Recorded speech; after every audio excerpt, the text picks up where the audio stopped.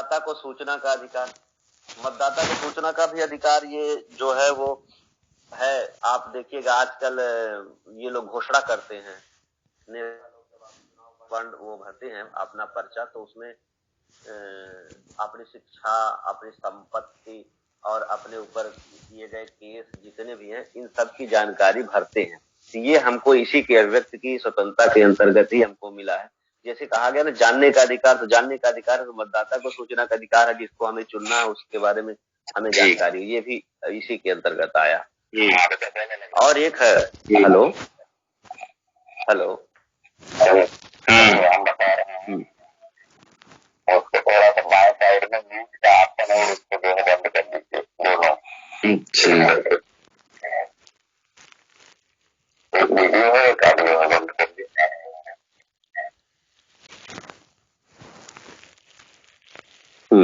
मैं आगे चलूं?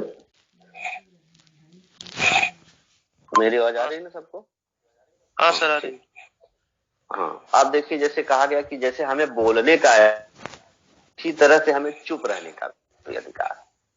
और व्यक्त की आजादी, अभिव्यक्ति का मतलब मौन अभिव्यक्ति, मतलब हम जिस तरह से हमें बोलने का अधिकार मिला उसी तरह से हमें चुप रहने का अधिकार है।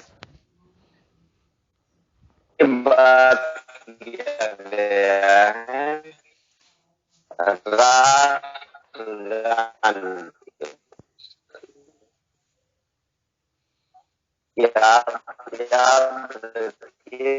राष्ट्रगान हमारा राष्ट्रगान है। हेलो हेलो हेलो सर आवाज कट रहा है सर, बराबर नहीं।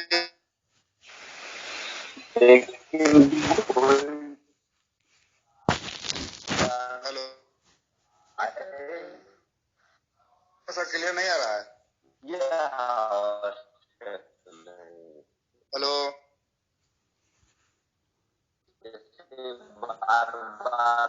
हेलो मुस्लिम कम्युनिटी को लेकर के होता है। सर क्या लगता है नेटवर्किंग प्रॉब्लम है?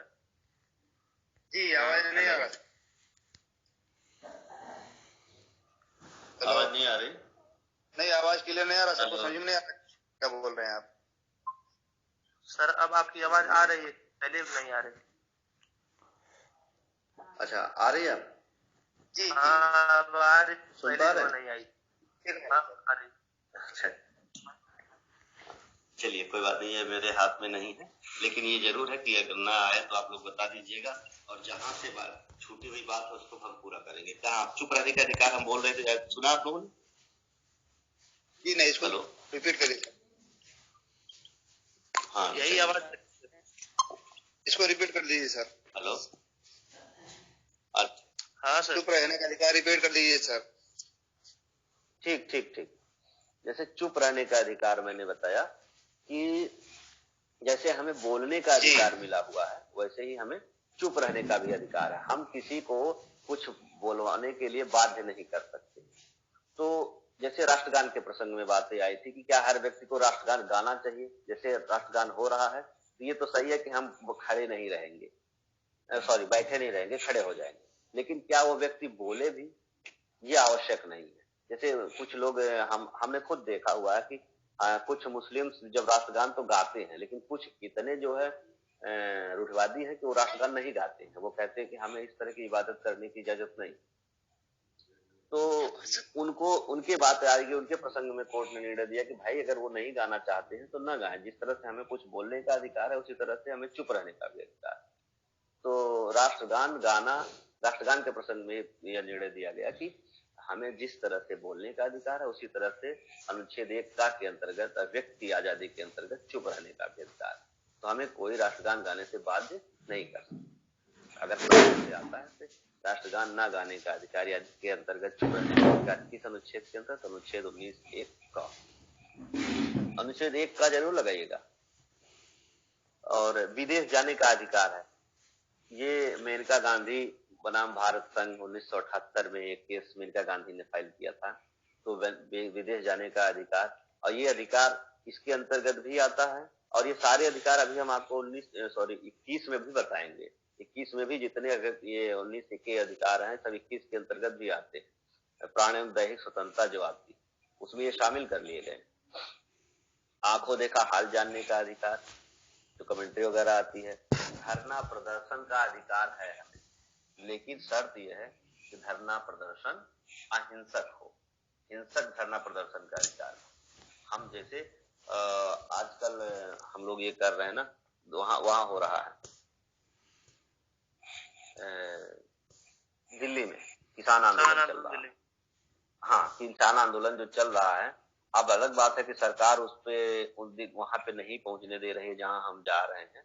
तो सरकार को भी, सरकार अपने हिसाब से, अभी हम बताएंगे अगले अनुच्छेद में कि ये क्या हो रहा है। हड़ताल एवं बंद का अधिकार नहीं, फिर नहीं आ रहा है, आवाज नहीं क्लियर आ रही सर।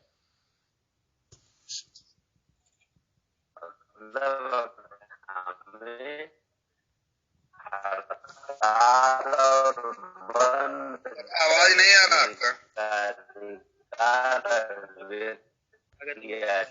हेलो, आवाज नहीं आ रही सर। आवाज कुछ समझ में नहीं आ रहा सर, केवल बस हेलो हेलो सर, हेलो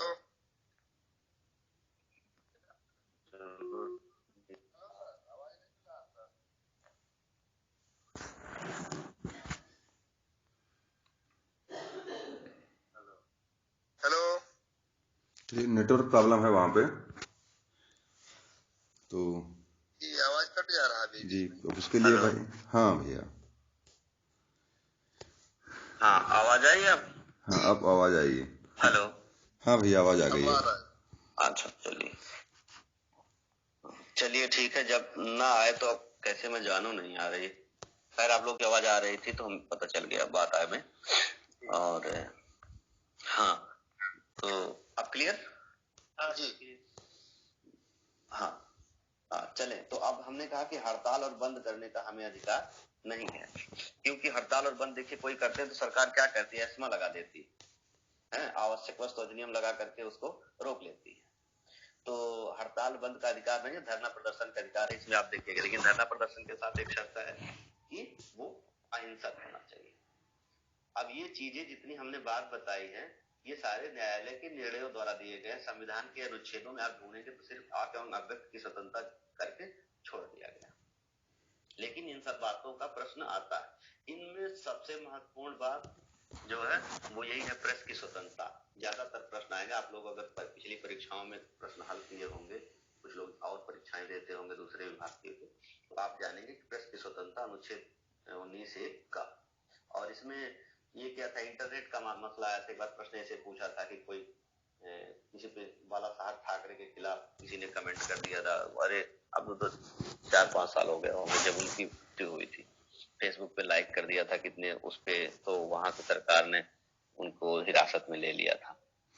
तो वो हिरासत में ले लिया तो उस पे केस हुआ था। तो वो अभिव्यक्ति की आजादी के खिलाफ वो मतलब कार्रवाई हुई थी।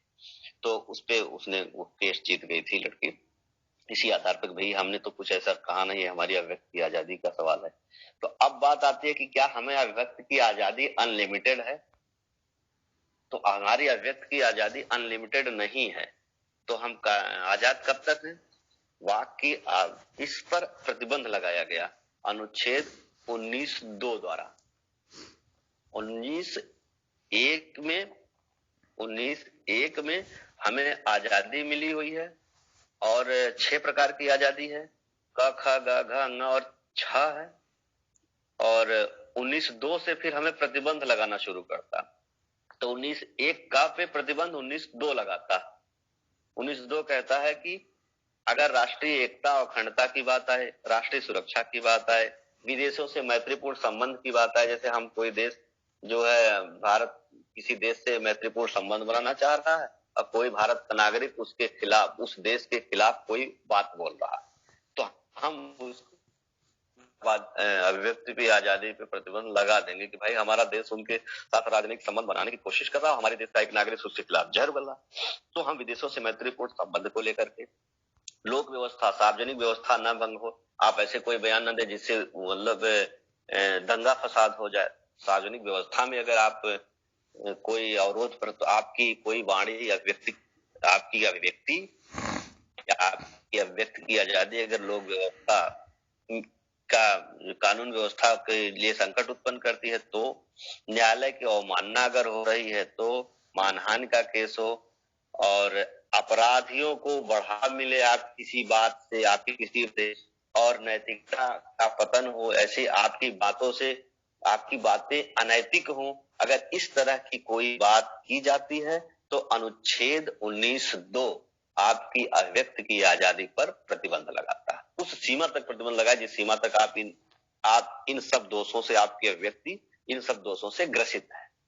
आपको क्लियर हो गया होगा मेरे ख्याल से कि अनुच्छेद 1 का जो आपकी अभिव्यक्ति की आजादी देता है, तो अनुच्छेद 19(2) उस आजादी पर युक्त प्रतिबंध लगाता है, जिसमें एक कारण दिया है कि राष्ट्रीय एकता, राष्ट्रीय सुरक्षा, विदेशों से संबंध, लोक व्यवस्था, न्यायालय की अवमानना, मानहानि, अपराध उद्दीपन, नैतिकता के स्थापना, इन सब कारणों से प्रतिबंध लगाया जा सकता। अगर आपके अभिव्यक्ति में इन सब इस प्रकार के दोष नहीं है, तो आप 19(1) का के तहत अभिव्यक्त करने के लिए, अपनी बात कहने के लिए स्वतंत्र है। क्लियर हुआ?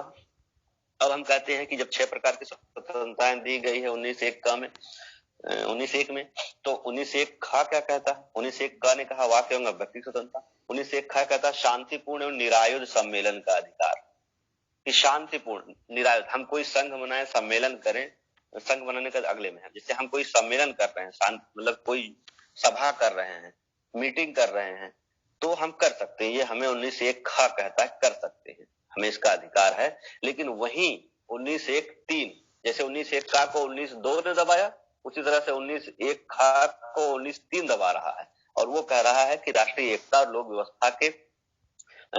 व्यवस्था के में हम आया जा सकता प्रतिबंध, राज्य इस पर प्रतिबंध लगा सकती है, और करके आंदोलन को दिल्ली के जो जंतर मंतर जाना चाह रहे हैं, सॉरी रामलीला मैदान जाना चाह रहे हैं, जंतर मंतर की तरफ दिल्ली में जाना चाहते हैं, उनको बॉर्डर पे रोक लिया गया। तो अगर हम उनको बॉर्डर पे रोक लिया गया, तो ये क्योंकि वो हथियार बार बार कह रहे हैं हथियार लेके नहीं जा रहे हैं, तो सम्मेलन का जो एक हुआ है उसका हो रहा है। और सरकार क्या कर रही है? 19(3) का सहारा ले रही है कि ये लोग व्यवस्था के लिए जो है संकट खड़ा कर देंगे, इसलिए इनको रोका जा रहा है। तो ये हो गया 19(1) खा में शांतिपूर्ण एवं निरायुध। निरायुध माने हथियार ना हो, निरायुध, आयुध माने शस्त्र होता, तो निरायुध का मतलब होता है कि शांतिपूर्ण अगर कोई कर रहा है जिसमें हथियार नहीं है, इस तरह का सम्मेलन किया जा सकता है। 19(1) गा कहता संगठन या संघ बनाने की स्वतंत्रता। हम संघ या संगठन बनाने की स्वतंत्रता है हमको है, और हम आज जो बात कर रहे हैं, जो ये कार्यक्रम चल रहा है, ये 19(1) गा के अंतर्गत चल रहा है, क्योंकि हमारा भी मौर्य कर्मचारी संगठन है, इसी के तहत हम आप समझ जुड़े हुए। तो ये अधिकार हमको 19(1) गा के तहत मिला हुआ है कि कोई भी संगठन आप बना सकते, कोई भी संघ बना सकते हैं। बस संघ और संगठन बनाने के लिए फिर 19(4) इसको भी कहता है कि एकता और एक राष्ट्र की एकता और अखंडता, लोक व्यवस्था के और सदाचार, इन सब समस्या न खड़ी हो अगर, तो आप 19(1) गा के तहत संघ या संगठन बनाने के लिए स्वतंत्र हैं। फिर आप देखिएगा, जैसे का को 2 ने दबाया, खा को 3 ने दबाया, तो गा को 4 ने दबाया, इसे 4 के तहत ये नियंत्रित हो रहा है, निर्बंधन किया गया है। अब हम कह देंगे कि 19(1) घा, 19(1) घा कहता है अबाध संचरण का अधिकार। कहीं भी भारत के राज्य क्षेत्र में सर्वत्र कहीं भी हम अबाध संचरण कर सकते हैं, घूम सकते हैं, ये संचरण की स्वतंत्रता है हमको। जो 19(1) घा के अंतर्गत संचरण की स्वतंत्रता, भारत के राज्य क्षेत्र में कहीं भी हम घूम सकते हैं। लेकिन अब कहीं घूमने की आजादी है हमको। फिर अनुच्छेद 19(5) अनुच्छेद 19(5) क्या कहता है कि आम जनता के हित में और अनुसूचित जनजातियों के हित में इनकी रक्षा के लिए हम इस पर नियंत्रण भी लगा सकते हैं। जैसे आम जनता के हित में कहीं भी हम जा सकते तो हमें रोक लिया जाता। आप देखते हैं कहीं कभी कोई घटना हो जाती है तो कोई विपक्षी नेता तुरंत वहां पे जाना चाहता है और सरकार उनको जाने से रोक लेती है, जाने नहीं देती उस घटना स्थल पे। वो कहते हैं कि इनके जाने से वहां पे जो है लोग भड़क जाएंगे, अव्यवस्था फैल जाएगी, तो इस हिसाब से वो उसको रोक लेते हैं। तो एक तो वो जाना चाहते हैं आवाज संचरण के लिए, तो लोग व्यवस्था के हित, जनता के हित करके आम जनता के हित में उनको रोक लिया जाता है। ये अनुच्छेद 19(5) कहता है कि नहीं, आप जो आवाज संचरण की स्वतंत्रता एक खा में है, लेकिन 19(5) कहता है कि नहीं, आप जनता के हित में इस पे निबंधन लगाया जा सकता है, तो इसलिए उनको लोग दे। लेकिन एक चीज और, आवाज संचरण हम कहीं कर सकते हैं, लेकिन अनुसूचित जनजाति के कुछ क्षेत्र ऐसे हैं, अनुसूचित जनजातियों के, जहां पर हम अभी भी नहीं जा सकते। कुछ जनजातियां हैं, उस जनजातियों के यहाँ हम क्यों नहीं जा सकते? उसका कारण है कि उनकी अपनी सभ्यता है, उनकी अपनी संस्कृति है, उनके अपने जो है परंपराएं हैं, लोक रीतियां हैं, और विविधता, हमें पूरे विश्व की जो विविधता को बचाए रखना है, तो इन जनजातियों को बचाए रखना पड़ेगा। ये अलग बात है कि हमेशा उन सबका व्यवहार प्रयास होता है सरकारों का कि राष्ट्र की मुख्य धारा में आए, लेकिन उनको जबरदस्ती नहीं किया जा सकता। जैसे अभी वहां पे है अंडमान निकोबार में कई जातियां, सैंपेन हैं और वो जारवा हैं और ओके हैं, इस तरह की जनजातियां हैं। तो वो लोग अभी भी कुछ नहीं जानते, वो अपने जंगलों में रहते हैं, उनको दुनिया से कोई मतलब नहीं होता। इसी तरह से पूर्वोत्तर के कुछ ऐसे भाग हैं जहां संरक्षित है जनजाति क्षेत्र, वहां कोई जा नहीं सकता, सरकारी व्यवस्था है, उनको उन्हीं में रहने दिया जाता। और वो कुछ ऐसी आक्रामक जनजातियां हैं, कुछ तो हमको देख के भाग जाएंगे, कुछ ऐसे हैं जो हमलावर हैं, वो हमला कर देते हैं, उनके पास धनुष बाण होते हैं, अस्त्र होते हैं। तो इस तरह से हम आवाज संचरण तो हमें आजादी मिली हुई है, लेकिन ये 19(5) के तहत हमें इस पे जो है निर्बंधन भी है कि हम कहीं भी नहीं जा सकते जो जनजाति आरक्षित जनजाति क्षेत्र है। अब 19(1) अंगा भी कहता है कि निवास का अधिकार भारतीय राज्य क्षेत्र में कहीं भी हम निवास कर सकते हैं, जमीन खरीद सकते हैं, संपत्ति अर्जित कर सकते थे, संपत्ति अर्जित करने वाला तो दूसरी बात, निवास कहीं कर सकते हैं, मतलब हम कहीं जा करके अपना घर बना ले, रह सकते हैं। तो इसका भी साधारण जनता के हित में, अनुसूचित जनजातियों के हित में प्रतिबंधित किया गया है कि आप जा करके हर जगह नहीं, जैसे संचरण नहीं कर सकते, ऐसे अनुसूचित जनजाति के कुछ प्रतिबंधित क्षेत्र हैं, वहां पर आप जा करके निवास नहीं बना सकते। आपको बाकी हर जगह पूरे देश में कहीं भी निवास बनाने की आजादी है, लेकिन युक्त प्रतिबंध की जो बात है, तो 19(5) कहता नहीं, हर जगह आप जाके निवास नहीं कर सकते। आम जनता के हित में भी इस पे रोक लगाई गई है, अनुसूचित जनजाति क्षेत्रों में रोक लगाई गई है। और अनुच्छेद संशोधन 100 नहीं, ये तो संशोधन नहीं है, तो अब दिमाग में आगे चलना, संशोधन नहीं है। धारा 370 जब हटी, उसके पहले तक जम्मू कश्मीर में भी ये बात थी। 370 हटने के पहले जम्मू कश्मीर में भी ये बात थी कि हम जब लिखा जाता था संविधान में कि कहीं भी निवास का अधिकार है, तो उसमें ब्रैकेट में लिखा जाता था, जब 19(5) जो है जम्मू कश्मीर को भी लिखता था कि जम्मू कश्मीर में भी कहीं जाकर के हम जमीन खरीद नहीं सकते और वहां निवास नहीं कर सकते, यहाँ जम्मू कश्मीर के बाहर का नागरिक। लेकिन जब अनुच्छेद 370 समाप्त हो गया, तो ये व्यवस्था भी समाप्त हो गई। अब कोई भी नागरिक जाकर के एक अनुच्छेद 1 अंगा का सहारा लेकर के जम्मू कश्मीर में जमीन खरीद सकता है और मतलब घर बना सकता है, रह सकता है। अनुच्छेद 19(1) अंगा 6 मिले हैं इसलिए कि 7 थे। ये अनुच्छेद 19(1) के तहत 7 स्वतंत्रताएं थी, जिसमें 7 में से 1 समाप्त कर दिया। जब संपत्ति का अधिकार समाप्त हुआ है, संपत्ति का अधिकार कब समाप्त हुआ, जरा जवाब दीजिए आप लोग।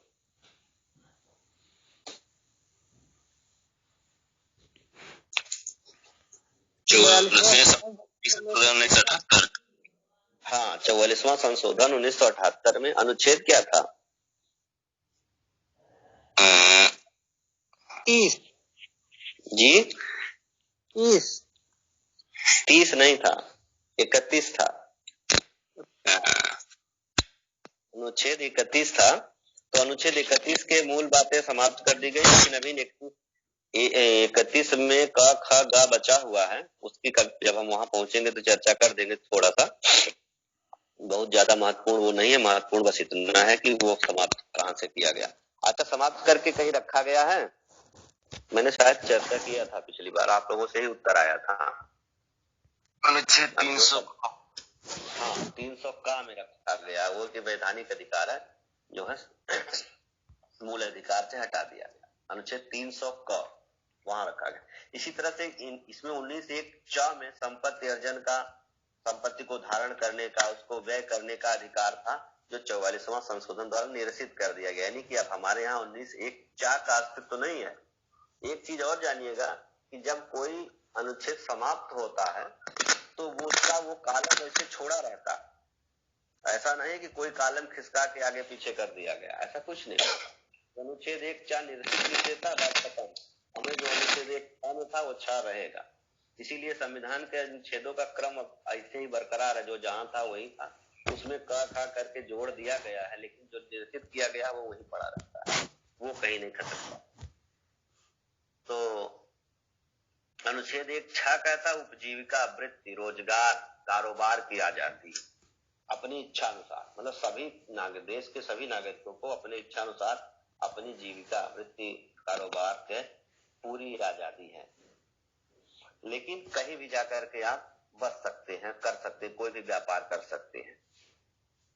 तो इसको अनुच्छेद 19(6) के द्वारा नियंत्रित करता है। वही बातें फिर आती है कि यदि आम जनता के हित में है तो आवश्यक वृत्ति या तकनीकी, अच्छा इसमें कहा कि अब हम कह रहे हैं कि कोई भी आजीविका हम अपना सकते हैं, कहीं भी जाकर के दुकान कर सकते हैं, अपनी दुकान बेच सकते हैं, सॉरी नहीं दुकान बेचने की बात नहीं, अपनी दुकान हम कहीं कोई भी कारोबार आजीविका कर सकते हैं, कहीं कोई भी।